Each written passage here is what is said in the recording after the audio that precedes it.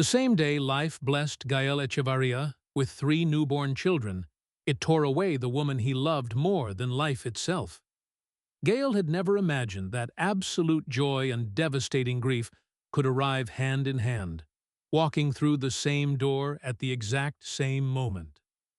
Late that evening, he returned to his old stone farmhouse nestled in the rugged hills of the Appalachian Mountains in eastern Kentucky, carrying 3 empty baby bottles in his trembling hands. Outside, his family's sheep farm was parched, crying out for water during an unseasonal drought, and his future seemed completely doomed to failure. Many folks in the nearby town of Pineville assumed he would eventually sell off the land that his family had protected for generations just to survive. But no one suspected that an 84-year-old local woman held the final secret of his late father. A secret capable of changing the destiny of those 3 helpless infants forever, and restoring hope to a man who believed he had lost everything. This story reminds us that even when we feel entirely broken, a helping hand, a kept promise, and unconditional family love can alter the course of a human life forever. Spring had arrived unusually early in the mountain hollows surrounding Pineville. From the high window of his sturdy stone house, Gael Echevarria watched the heavy morning fog glide softly through the white oak trees, while a small herd of sheep grazed peacefully in the pasture below. That morning, everything seemed to whisper the promise of a fresh, beautiful beginning. In the living room, 3 hand-carved wooden cribs, crafted by Gail's own hands over the long winter months, stood lined up neatly near the brick fireplace. Each headboard bore a small, carefully carved star. His wife, Alma, appeared in the doorway, smiling warmly as she rested a gentle hand over her heavy belly. She looked at him with glowing eyes and said that in just a few short weeks, this quiet house would become the loudest and most chaotic place in all of Bell County. Gail set down his woodworking tools, walked over, and wrapped his arms around her with infinite care, whispering that it would also be the happiest place on earth. For a long time, they stood together in silence, taking in the rolling green hills stretching out toward the horizon. They had imagined this scene 1,000 times in their dreams, their children running freely through the tall grass, learning to care for the livestock, and growing up rooted in the very soil where the Echevarria family had lived for over a century. Before they loaded their beat-up pickup truck to drive toward the regional hospital, Alma paused at the threshold, turning her head to gaze back at the 3 empty cribs. She asked him to promise her one thing, that no matter what happened in the days ahead, he would never let their children forget where they came from, because this land would always be their true home. Gail nodded with a tender smile, having no idea that those quiet words would end up guiding every single choice he would make for the rest of his life. The modest community hospital in town welcomed them under a steady, cool spring drizzle. The distant chime of the church clock struck 8 in the morning as a team of doctors and nurses wheeled Alma down the brightly lit corridor toward the delivery room. Carrying triplets was inherently risky, but both Gail and Alma held on to strong faith that everything would turn out fine. As the hours dragged on, time seemed to freeze entirely inside the waiting room. Gail paced back and forth across the vinyl floor, clutching his father's old silver pocket watch tightly in his right palm. He did not need to open the latch to check the time. Simply holding the cool, worn metal made him feel the steady, reassuring presence of his late father, Esteban, standing beside him in the silence. Suddenly, the faint sound of a high-pitched cry echoed through the heavy double doors, followed quickly by a second, and then a third. 3 tiny, breathing human beings had just entered the world. A young nurse stepped out into the hallway with a wide, relieved smile, telling him that he had 2 healthy boys and a sweet little girl. and that all three babies were breathing strongly on their own. For one fleeting moment, Gail believed that all the happiness in the universe had gathered inside that narrow hospital corridor. But that overwhelming joy lasted for only a few brief minutes. The lead physician walked out shortly after, his face pale and his eyes fixed on the floor. He cleared his throat nervously and told Gail that he was deeply sorry, but severe unexpected complications had arisen right after the delivery, and despite every emergency effort, they could not save Alma's life. The world around Gail instantly stopped spinning. Outside the window, the rain continued to fall with absolute tranquility, while inside, a young man watched the entire foundation of his future crumble into dust. A short while later, a quiet nurse placed the smallest of the triplets gently into Gail's numb arms. Then came his daughter, and finally, his oldest newborn son. The firstborn, Elio, opened his tiny dark eyes for a few brief seconds before drifting back into a deep, peaceful sleep. The baby girl, Noah, let out a soft sigh, resting her cheek against her father's chest. And Teo, the smallest and most fragile of the three, wrapped his tiny, delicate hand around Gail's calloused index finger. Gail looked down at their tiny faces in complete silence, feeling an unbearable weight crushing his chest. In the exact same breath, he had experienced the grandest love a human heart could ever know, and the most agonizing pain a soul could possibly endure. 2 days later, Alma's funeral brought together friends, relatives, and neighbors from every corner of the valley. Everyone remembered her endless kindness, her habit of baking extra loaves of warm sourdough bread for elderly neighbors, and her willingness to stop whatever she was doing just to listen to anyone who needed a friend. As the sun dipped behind the mountain ridges that evening, Gael returned to the quiet stone house, accompanied only by his widowed mother, Pilar. The 3 wooden cribs were still waiting beside the cold fireplace, exactly as Alma had left them. That first night alone was an endless nightmare of exhaustion and grief. When one baby finally stopped crying and drifted off, another would wake up hungry or wet. Goyle barely managed to close his eyes for 5 consecutive minutes before he had to pull himself out of bed to warm up another bottle of formula or change a damp diaper. Near the break of dawn, sheer physical exhaustion finally overpowered his restless body. Sitting flat on the hardwood floor, with little Teo asleep on his chest, while Elio and Noah finally rested quietly in their cribs, Gael lifted his bloodshot eyes toward the rocking chair near the window where Alma used to sit every evening with her sewing kit. The house was still standing, the heavy stone walls were solid, and the ancient mountain peaks outside remained unchanged. But she was never going to walk through that door again.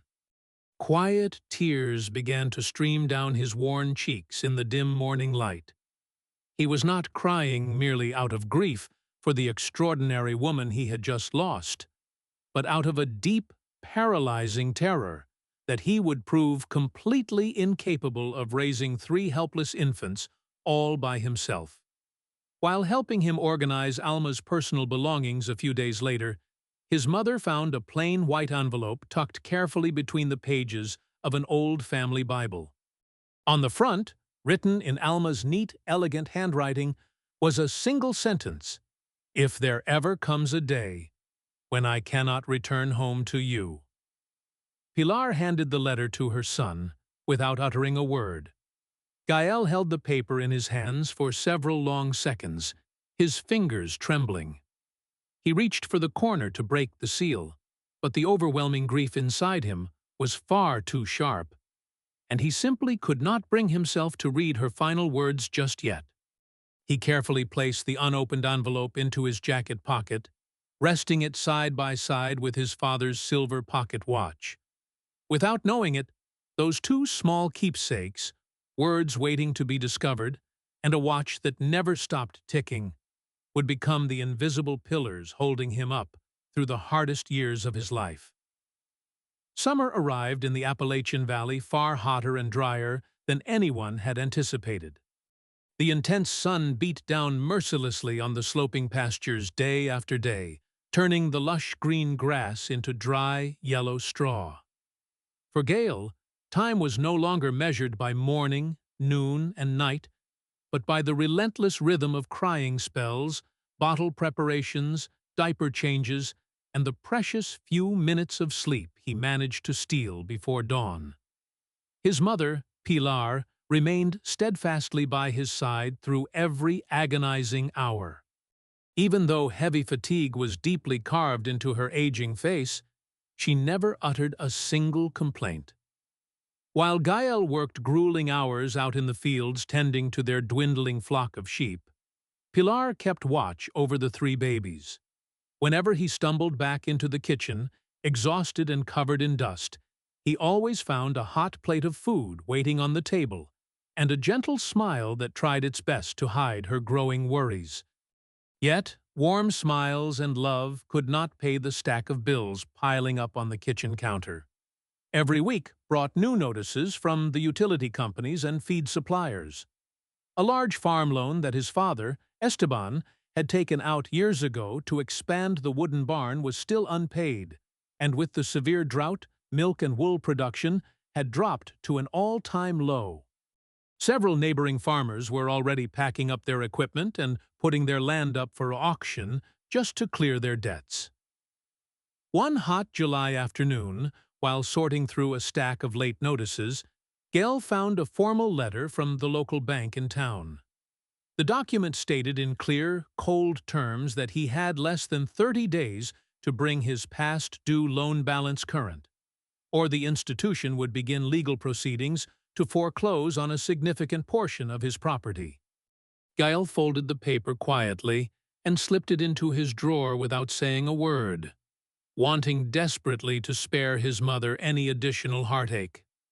But a mother always senses the heavy burdens her child tries to hide.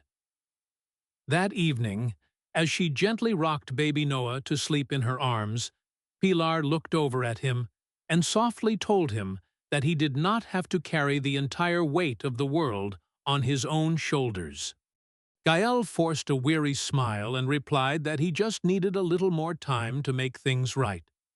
Pilar gave him a tender, knowing look, realizing that his words were more of a desperate wish than a solid reality. The following weeks brought even harsher trials to the struggling household. Little Teo came down with a terrifyingly high fever that kept both Gael and Pilar awake for 2 solid nights, applying cold compresses to his tiny forehead until the sickness finally broke. But just as the baby began to show signs of recovery, Pilar's own strength began to fade rapidly. She insisted it was nothing more than temporary fatigue from the hot weather, yet each morning it became harder and harder for her to pull herself out of bed. The country doctor visited the house and prescribed absolute bed rest, but Pilar merely shook her head, insisting she still had so much left to teach those 3 sweet babies. Her body, however, could no longer keep up with her fierce spirit. Near the end of August, Pilar passed away peacefully in her sleep, a serene expression resting on her face. Once again, the old stone house was consumed by a suffocating silence that Gael had come to know far too well. In a span of just a few short months, he had buried his beloved wife and his devoted mother. Now, there was no one left to share the burden, only a heartbroken young father and 3 tiny children who depended on him for everything. Later that very same week, the landline phone on the wall rang loudly. It was his younger brother, Dario, calling all the way from his high-rise apartment in Atlanta, Georgia. Dario had left the rural mountain town years ago to pursue a lucrative career in corporate real estate, rarely returning to the place where he was raised. Dario expressed his sincere condolences over their mother's passing, But after a short pause, his tone turned pragmatic. He suggested that perhaps the time had finally come for Gale to give up the fight, sell the family farm, and use the cash proceeds to move into a smaller apartment in the city where the kids wouldn't have to suffer through poverty. Gael closed his eyes tightly, looked out the kitchen window at the majestic white oak trees swaying in the evening breeze, and recalled the sacred promise he had made to Alma right before she was taken away.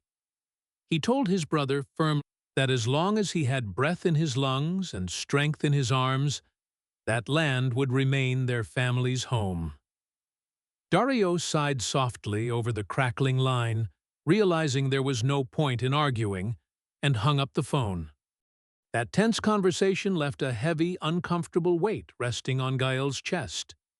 Later that afternoon, searching for financial records and deed documents that the bank had formally requested, Gael opened the door to his late father's private study for the first time in nearly a year. Everything inside had been preserved exactly as Esteban left it. The heavy oak desk, the brass oil lamp, the dusty bookshelves, and the smell of aged cedar wood filling the air. Even his father's old felt work hat remained hanging on the peg behind the heavy wooden door.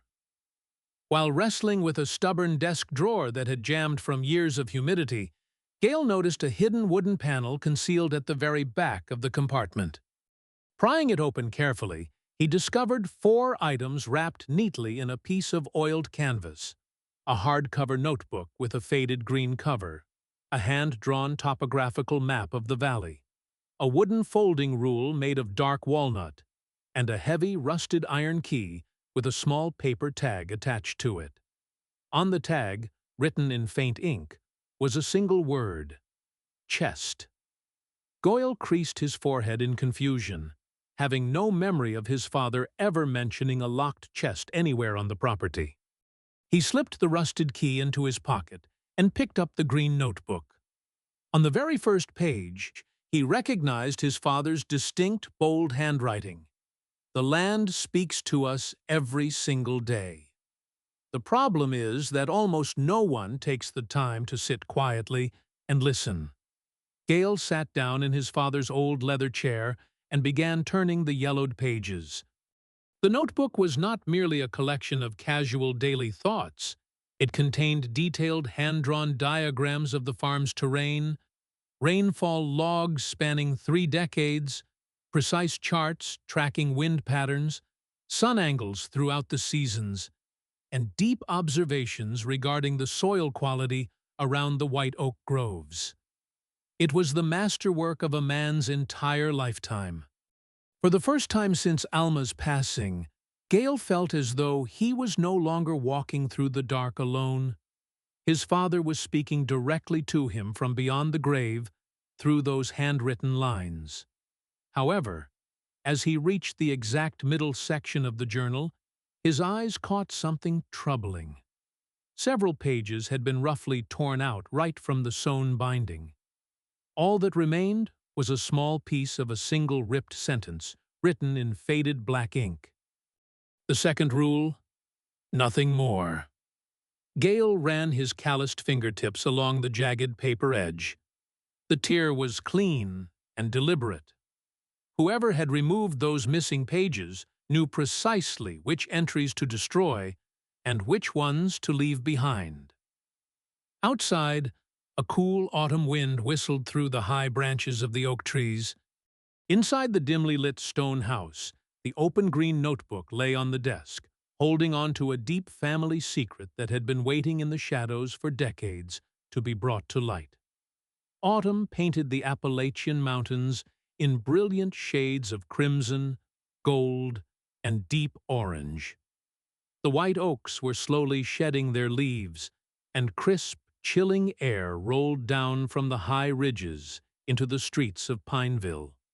On a clear Saturday morning, Gale packed up his old wooden wagon and drove down to the weekly farmers' market in the center of town, bringing along a small wheel of homemade sheep's milk cheese, a dozen fresh eggs, and 2 burlap sacks of raw wool.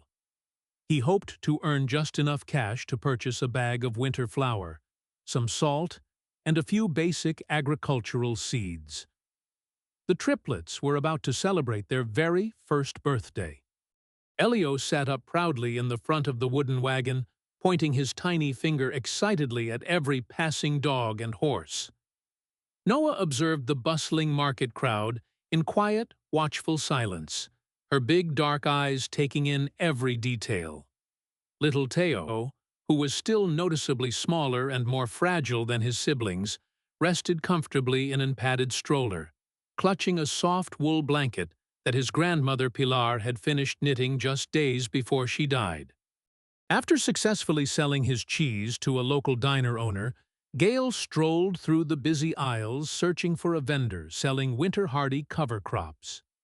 As he walked past the far corner of the brick town square, a sweet, soothing aroma of fresh rosemary and dried lavender filled the air. Setting up her table in the shade of a large maple tree was an elderly woman selling jars of raw wildflower honey, homemade herbal tinctures, and small burlap sachets packed with fresh acorns. Her snow-white hair was pinned back in a simple, elegant bun, and her deeply lined hands moved with graceful efficiency as she wrapped a jar for a customer. When Gale stopped near her stall, the old woman lifted her sharp, kind blue eyes and looked directly into his face. She studied him intently for a moment before saying that it had been many long years since she had seen a pair of eyes carrying that exact same look of quiet determination. Gale offered a polite, weary smile and asked if they had ever met before. The woman shook her head gently and replied that while she had not known him personally, she had known his father, Esteban, exceptionally well as his grandfather before him. Those words caused Gale to freeze in his tracks. He asked if she really knew his family, and the elderly woman nodded with a warm smile, explaining that she and Esteban had spent countless grueling days together years ago, trying to keep the mountain soil from washing down into the river after heavy rainstorms. She extended a warm, firm hand and introduced herself as Aurelia Vance, though most folks around Bell County simply called her Miss Aurelia. They stood by her wooden table and talked for a long time. Gale found himself opening up to her in a way he hadn't done with anyone else, sharing the tragic loss of Alma, the immense challenge of raising 3 babies alone, the threat of bank foreclosure, and the mysterious green notebook he had unearthed in his father's desk. He admitted that he had tried following his father's hand-drawn drainage diagrams, but his first attempts at digging water trenches on the hillside had completely collapsed after the very first heavy rainfall. Miss Aurelia listened attentively without interrupting a single word, her hand resting thoughtfully on her wooden walking stick. When he finished speaking, she reached into a wooden bowl, scooped up a handful of rich, dark earth, and let it sift slowly through her fingers back onto the table. She looked him straight in the eyes and remarked that his father had written down many wonderful things in that journal, but the most crucial lesson of all had never made it onto paper. Gale leaned in closer and mentioned that several pages were missing from the notebook, leaving behind only the mysterious phrase about the second rule. The old woman remained silent for a few moments, looking out toward the distant mountain peaks, before answering softly that some rules could never be learned by reading ink on paper. They could only be inherited by walking the earth with an open heart. That profound answer echoed deeply within Gale's chest. As they continued conversing, little Elio waddled over toward the wooden table. Miss Aurelia reached into her pocket, pulled out a large, smooth oak acorn, and placed it gently into the boy's tiny palm, telling him to look at it carefully, for it was not just a tiny seed, but a majestic oak tree, waiting patiently for its time to rise. She then handed a second acorn to Noah.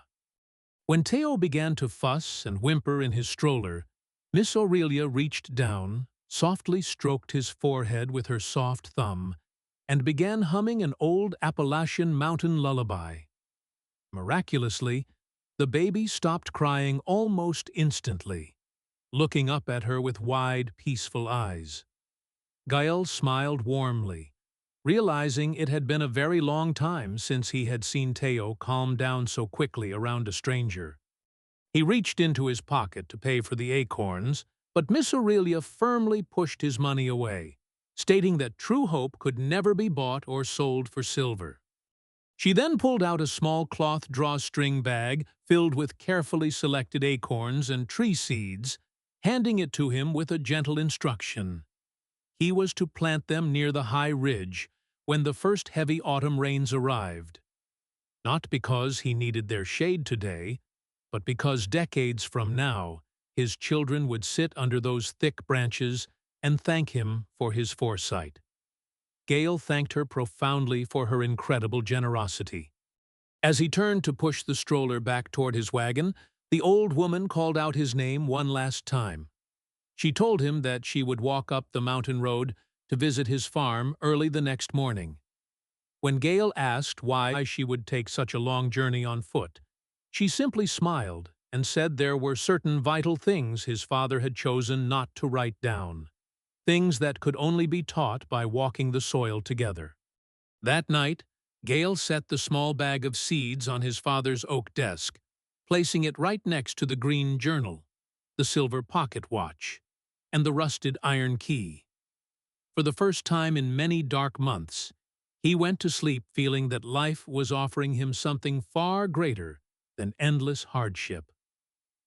At dawn the next morning, Miss Aurelia arrived at the stone farmhouse right as the sun began to peek over the eastern Kentucky ridges, leaning lightly on a sturdy hickory walking stick.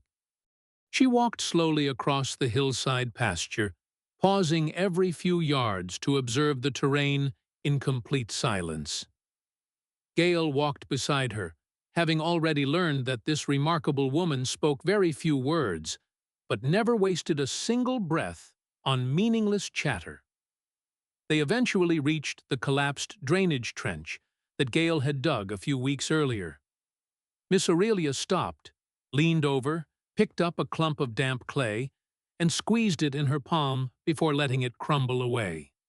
She looked up at him and asked if he saw why the earth had given way. Gail admitted honestly that he did not.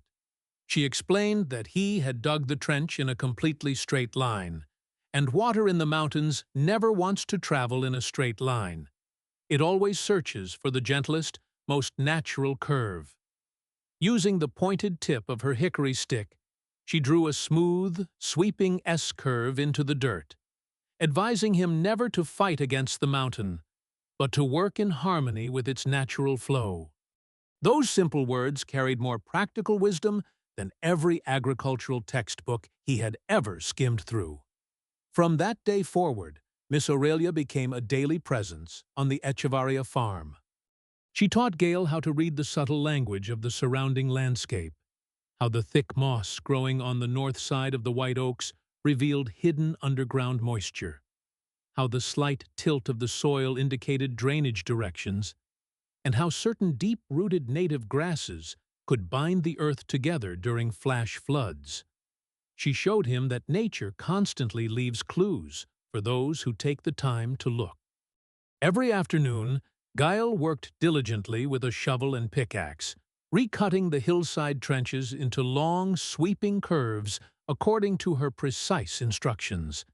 It was exhausting physical labor, but for the first time in his adult life, he felt confident that he was moving in the right direction. One late afternoon, while taking a break under the shade of a large pine tree, Gail pulled out the green notebook from his work bag. He admitted to her that he was still consumed by curiosity regarding the missing pages and what his father had intended to teach him. Miss Aurelia looked at him with a soft, knowing smile and remarked that some lessons were far too deep to be written with a pen, and that his father had chosen to leave them in the capable hands of real life. She added quietly that the second rule could never be written down. it could only be truly understood when a man's heart was ready. Gail closed the journal without pushing her any further, trusting that the truth would reveal itself in due time. The three children quickly grew to adore the old woman. Whenever they saw her walking up the dirt driveway, Elio would run out to greet her with loud laughter. Noah would sit quietly by her knee, listening to her stories, and little Teo would walk beside her holding onto the fringe of her handmade woolen shawl. She never arrived empty-handed. Sometimes she brought a loaf of fresh cornmeal bread, other times a jar of sourwood honey or dried medicinal herbs. But her absolute best gifts were the captivating stories she shared about the history of the mountain hollows, the brave homesteaders who had carved out a life in these woods generations ago, and the deep responsibility humans had to leave the earth better than they found it. She constantly reminded the children that a person who plants an oak tree does so knowing full well they may never sit in its shade themselves. Those profound words burned themselves deep into the minds and hearts of the young siblings. However, not everyone in the valley shared Gael's deep respect for the old ways. One afternoon, a prominent local landowner named Manuel Ortega drove his brand-new pickup truck up to the fence line. He watched Gael digging trenches by hand and shook his head with disdain, telling Gael he was wasting precious time listening to the outdated ramblings of an old woman when modern diesel excavators could flatten the land in half a day.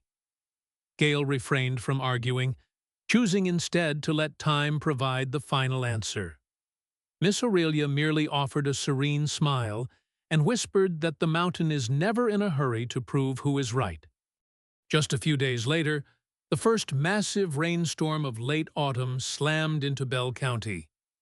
High winds howled through the valley, and torrential rain poured down without pause for over 12 straight hours. Gael could barely sleep a wink, rushing outside every hour with a kerosene lantern to inspect his fields in the freezing downpour. To his utter amazement, the torrential runoff did not wash away his topsoil or destroy his pastures.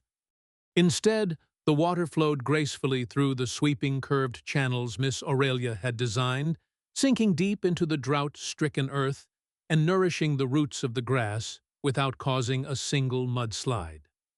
At first light, Gael stood at the edge of his property, gazing out over the lush, thoroughly hydrated fields. For the first time since Alma's death, the terrifying shadow of failure lifted from his shoulders, and the future no longer felt like a terrifying threat.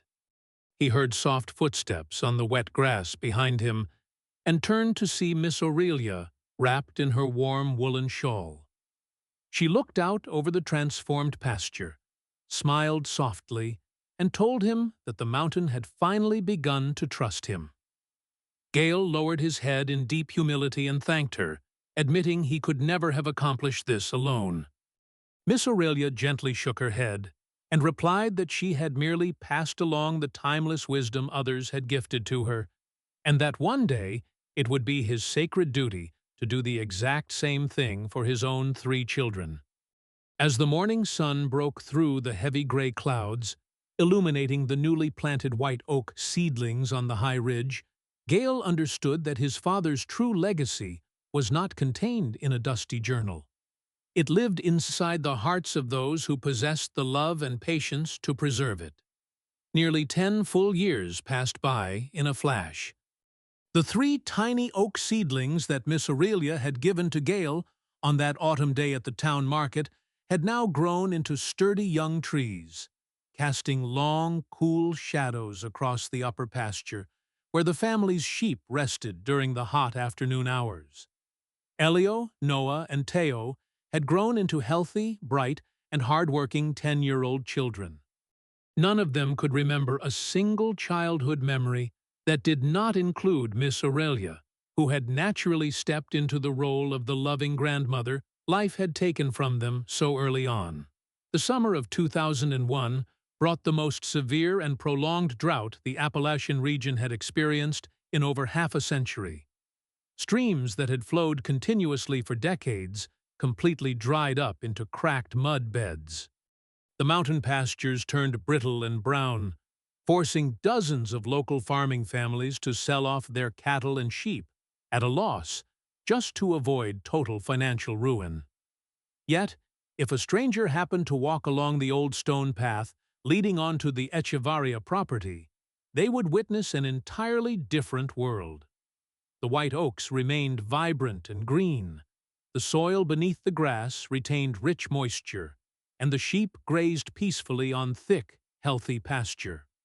The intricate network of curved channels and terraced swales that Gail and Miss Aurelia had meticulously built and maintained over the past decade held onto every drop of winter snowmelt and spring rain, slowly distributing life-giving water throughout the entire hillside. Word of this astonishing agricultural miracle spread quickly throughout Bell County.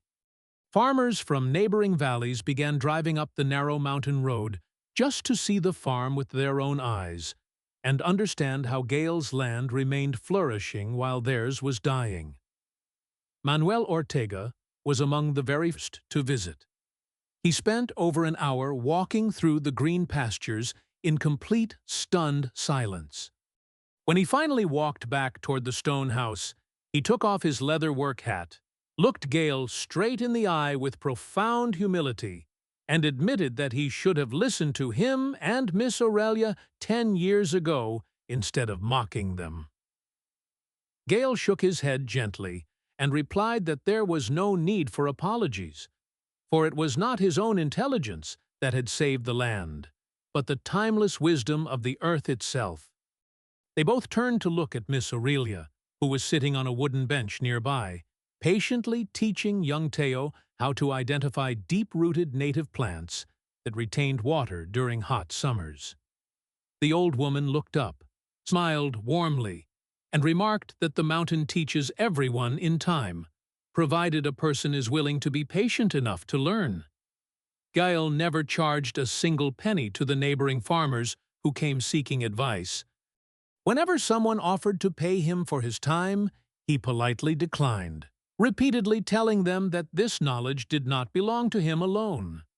It was a gift meant to be shared so that no family in the valley would have to lose their livelihood to the drought. One warm afternoon, while Gail was busy replacing a rotted wooden fence post near the driveway, a sleek, dark luxury sedan turned off the main highway and drove slowly up the gravel path, kicking up a small cloud of dust behind it. It had been many years since a vehicle like that had been seen anywhere near the old farm. The driver's door opened, and a sharply dressed man in an expensive tailored suit stepped out into the sunlight. His dark hair was streaked with silver at the temples, but his eyes carried a familiar look. For a few long seconds, both men stood completely still, staring at each other in absolute silence. Then, the visitor offered a faint, hesitant smile and softly said hello to his brother. Gael took a deep breath, dropped his wooden mallet, and stepped forward to pull Dario into a tight, emotional embrace. The long years of separation and geographic distance vanished in an instant, replaced by the unbreakable bond of brotherhood. The three children watched the emotional reunion from the barn doorway with wide, curious eyes. Elio took a brave step forward and asked if this was the uncle who used to play in the hayloft when he was a boy. Dario turned, his eyes glistening with tears, and smiled nostalgically, confirming that he had indeed spent his entire childhood playing on these very grounds. Miss Aurelia stepped out onto the porch, smiled gently, and invited everyone inside, remarking that family always deserves a second chance to come back home. That evening, the family gathered around the heavy oak kitchen table for a long, hearty dinner. Dario spoke at length about his busy life in Atlanta, his corporate real estate firm, and the fast-paced modern world he lived in. Yet, as he sat listening to his young nephews and niece laughing beneath the rustic wooden beams of his childhood home, a subtle look of anxiety began to shadow his face. After the children were tucked into bed, the two brothers walked out onto the stone porch to sit in the cool night air. The breeze was light, carrying the rich scent of pine and damp earth. Dario took a deep, nervous breath and confessed that he had not come back to Pineville merely to make a social visit. He explained that he was representing a massive multi-million-dollar resort development corporation that was planning to build a luxury mountain retreat, golf course, and private lodge in the valley. The developers had scouted the region for months and were prepared to offer an astronomical sum of money to purchase the Echevarria property. Dario leaned in and urged Gail to take the deal, pointing out that the payout would instantly secure a wealthy future for Elio, Noah, and Teo, guaranteeing they would never have to struggle through hard physical labor or farm debt again.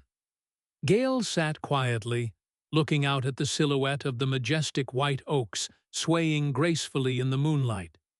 After a long silence, he asked his brother calmly what kind of future would make sense if, in order to buy it, he had to sell the very ground where his children had learned to walk, honor their mother, and discover who they were. Dario lowered his head, feeling a sharp sting of guilt. For a brief moment, vivid memories of running through those exact fields with Gail as young boys rushed back into his mind, along with the booming, loving voice of their father, calling them in for dinner at dusk. He had known deep down that Gail would give that exact answer. Yet, reaching slowly into his leather briefcase, Dario pulled out a thick legal folder and laid it on the wooden table.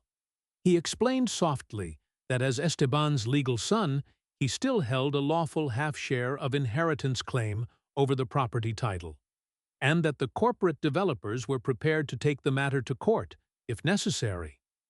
The heavy words hung in the still night air like a cloud of smoke. Gail stared at the legal documents without touching them, feeling a profound heartbreak that exceeded any financial worry. For the first time in his life, he realized that the greatest threat to his family's survival was not a severe drought or a bank foreclosure, but the brother he still loved dearly. From the kitchen window, Miss Aurelia watched the two brothers in total silence. She did not step outside to intervene.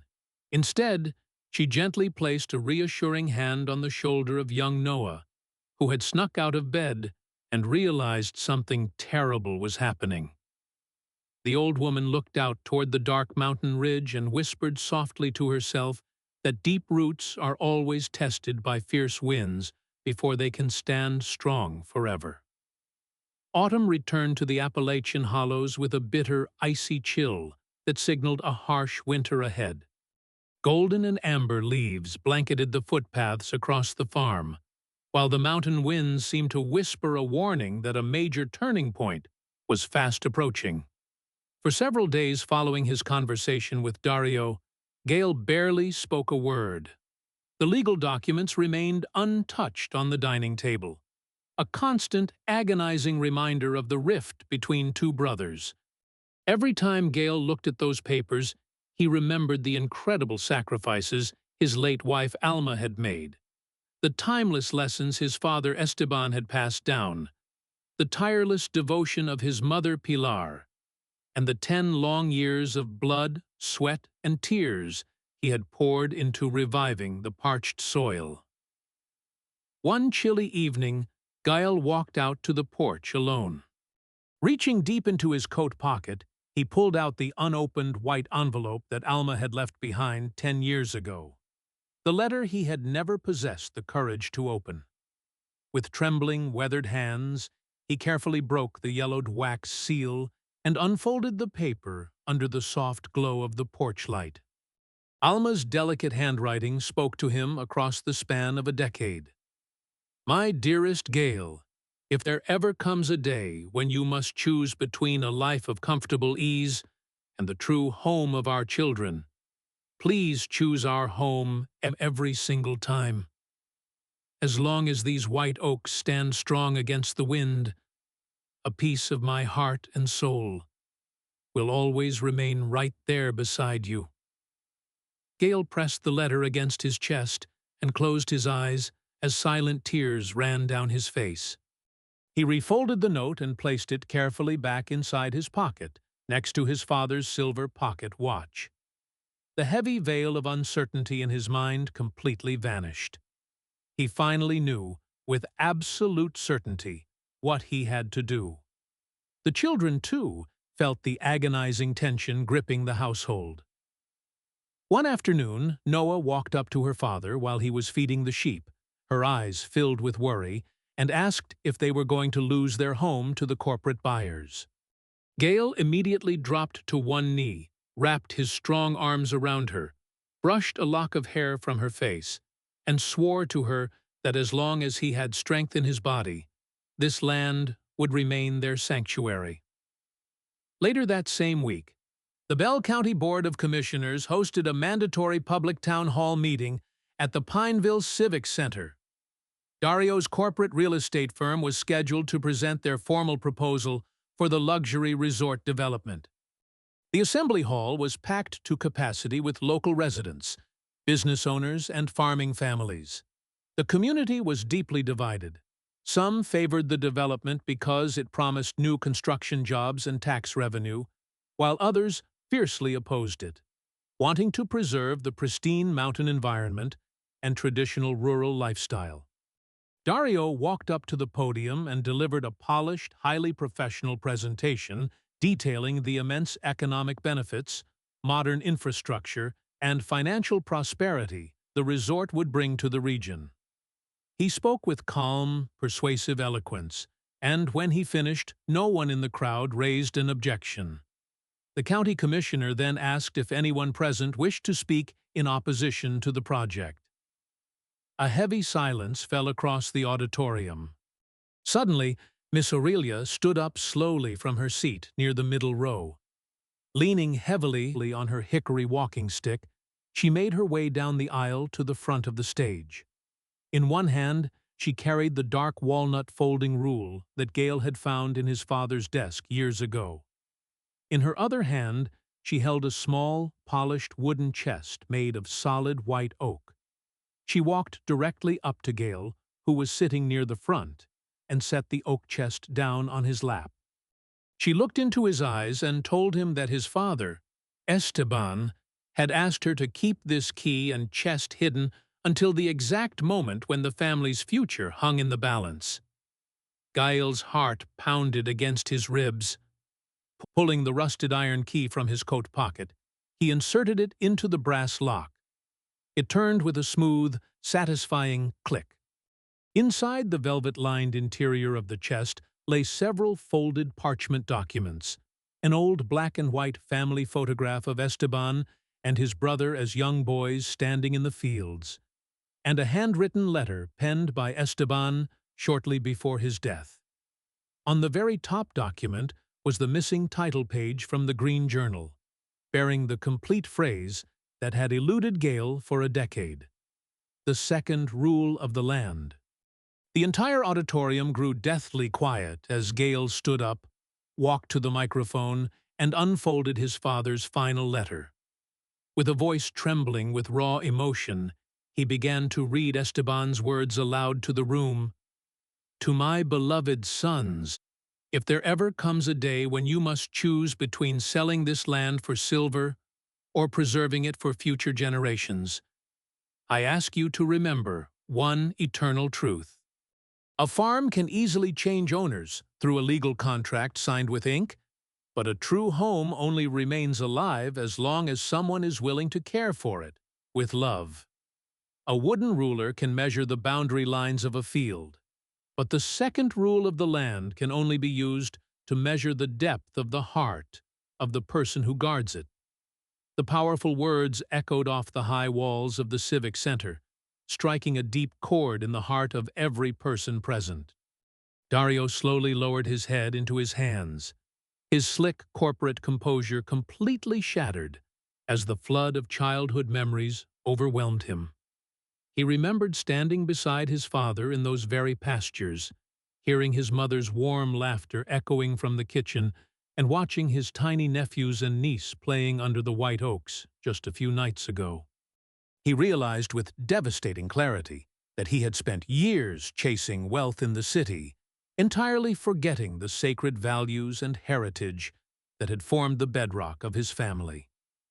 Dario stood up slowly from his chair, walked to the center of the stage, and closed his leather presentation binder. He looked out at the commissioners, then at his brother Gale, and finally at the crowd of neighbors. In a quiet, resolute voice, he announced that he was officially withdrawing the corporate purchase proposal and stepping down from the development project. He took a deep, shaky breath, looked directly at Gale, and begged for his forgiveness, confessing that he had become so blinded by corporate ambition that he had forgotten where his own story began. The two brothers stood facing each other for a brief second, before collapsing into a fierce, tearful embrace. Not a single person in the crowded hall clapped or cheered. The profound, sacred silence that filled the room was far more powerful than any applause could ever be. The passing months brought a profound sense of peace and healing back to the Echevarria farm. Dario resigned from his corporate job in Atlanta, relocated back to Bell County, and began visiting his brother's home every single weekend. He rolled up his sleeves, put on work boots, and spent endless hours helping Gale repair the ancient stone field walls and rebuild the old timber barn. Elio, Noah, and Teo quickly stopped seeing him as a distant stranger in a business suit, enthusiastically welcoming him as their beloved Uncle Dario. But time, in its relentless march, continued to move forward. On a crisp, beautiful morning in early spring, Miss Aurelia did not walk up the gravel path at her usual time. Sensing that something was wrong, Gale drove down to her tiny stone cottage at the edge of the woods. He found her sitting peacefully in her favorite rocking chair by the sunlit window, a serene, contented smile resting on her face, looking as though she had simply fallen asleep while gazing out at her beloved mountains. The entire town of Pineville gathered to pay their final respects to the extraordinary woman who had served as the quiet guardian of the valley for over 8 decades. After the memorial service, Gael, Dario, and the 3 children walked up to the highest ridge on the farm, the exact spot where Miss Aurelia had taught them how to listen to the hidden water flowing beneath the earth. Together, they dug a deep, careful hole in the rich mountain soil. Young Elio gently held a healthy young white oak sapling upright in the center. Noah carefully scooped the fertile, dark earth back over its roots, and Teo poured a bucket of fresh, clean spring water around the base. When they finished planting the tree, Gale stepped forward and placed the old, dark walnut folding rule gently at the base of the trunk. Looking up at the blue sky, he whispered that she had taught them that the earth always remembers those who love it, and that his family would make sure her memory lived on for generations to come. A soft mountain breeze ruffled the bright green leaves of the young oak tree, sounding like a gentle whisper of approval. As they turned to walk back down the hill toward the stone house, Gale pulled his father's silver pocket watch from his coat pocket. The steady, rhythmic ticking of the internal gears vibrated against his palm, moving forward without a pause. He smiled softly to himself, finally understanding the full truth of the second rule. Learning to listen to the earth was vital, but caring unconditionally for the human beings who would call it home was the true purpose of life. Down in the valley, where a journey had begun years ago with unbearable heartbreak and loss, hope and new life were blooming once again, just like the mountain streams that always, inevitably, find their way back home. When we reach the final chapter of a journey like this, we come to realize that the deepest wounds we carry in our hearts do not have to mark the end of our story. Instead, when we allow love, forgiveness, and genuine human kindness to take root within us, those very same scars can transform into the foundation of a brand new hope. The strongest human beings walking among us are not those who have never experienced tragedy or failure, but those who choose to pull themselves up off the ground time and time again to protect and cherish the people they love. True home is never built out of brick, mortar, or financial wealth. It is built out of the hearts of those who make a conscious decision to stand by one another, especially when the storms of life are raging at their fiercest. The capacity to forgive past mistakes, the willingness to heal broken family bonds, and the quiet acts of selfless generosity we offer to others possess far more power to shape a human destiny than any amount of material riches ever could. Like an ancient white oak tree that grows slowly over decades, anchoring its roots deep into the mountain earth, so that it may one day offer cool, life-giving shade to travelers it will never personally know. A single act of genuine love and sacrifice can shelter and protect generations of a family long after we are gone. May this story inspire each of us to take a quiet moment today to reflect on the people who have left an indelible, quiet mark of goodness on our lives, and to reach out a warm, helping hand to those who may be searching for their own second chance at home.